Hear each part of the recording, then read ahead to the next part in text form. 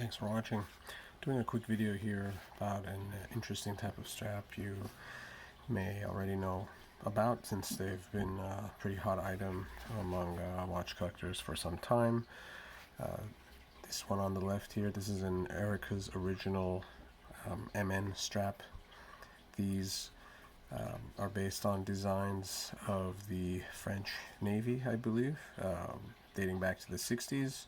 Basically, the key thing about them is they're made of elastic nylon, and they can be sized to basically an infinite amount of sizes. You're not restricted to holes in the strap.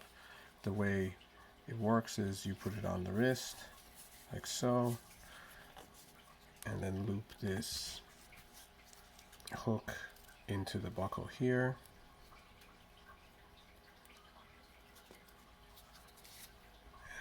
And it's on. So I want to share my thoughts about these.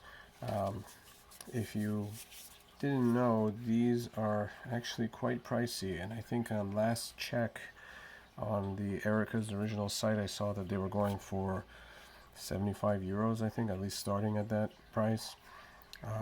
This design seems to be one of the first ones, or original ones, that were made with the green and white. I think it's a beautiful strap. The material is very, very high quality elastic nylon, and so the result is that it's very comfortable. Now, for the negatives, I find the clasp method of closing to be not really the best. Just in terms of, sometimes it can be difficult to get this to hook into the buckle. Like so. It's easier obviously when it's not on your wrist, but that's not what matters. It needs to be easy to do when it's on the wrist. And unlike regular NATOs, you cannot thread this through under the spring bars. If you want to change straps, you will have to use a tool, just like taking off a leather strap or a metal bracelet. So those are two, for me, kind of big negatives about these kinds of straps. The other thing is cost. As I said, they're currently going for 75 euros, I think. If you happen to see them for sale used, they're also quite expensive. They really do hold their value. And, for a piece of nylon, no matter how finely made, that is not a low price. There are a lot of imitators out there now. This is one generic one from Amazon. There are tons of them. You can find them on like AliExpress, eBay, everywhere. They're obviously going to be way cheaper because they're generic. As you can see, they do a pretty decent job of copying the original design. I mean, there are some differences. The stitching is not exactly the same. The material is very close, but I would say it's not quite up to the level of the Erika's original. But it is very nice looking. The material is acceptable. However, in my case, the strap I got is not even functional, because it is very difficult to put the hook in the buckle when the watch is on the wrist. And I was wondering, what is the problem there? And I noticed these buckles are not symmetrical. If you can see, the two halves are different sizes, and the larger opening should be facing the side where the hook comes into the buckle. This strap, seems to have been misassembled, because the opening that is narrower is on that side, and consequently, when this is on the wrist, there's almost no room to press this hook into the buckle. If you see here on the original strap, it is correct.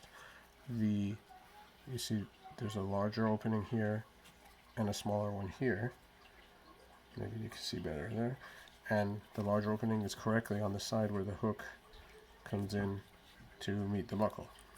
So that's probably some bad luck on my part that I got one with this defect, but I think that's something to consider whenever you're buying, like a generic, copy of a well-known item. You might get quality control issues like that. Can be rectified, obviously. You can usually exchange or return, especially if you're buying from somewhere like Amazon, but it can be a little annoying. Nevertheless, if I got this and it had the correct buckle and it was somewhere under $15, I would say it's not a bad deal, considering the fact that it's a mere fraction of the price of the original.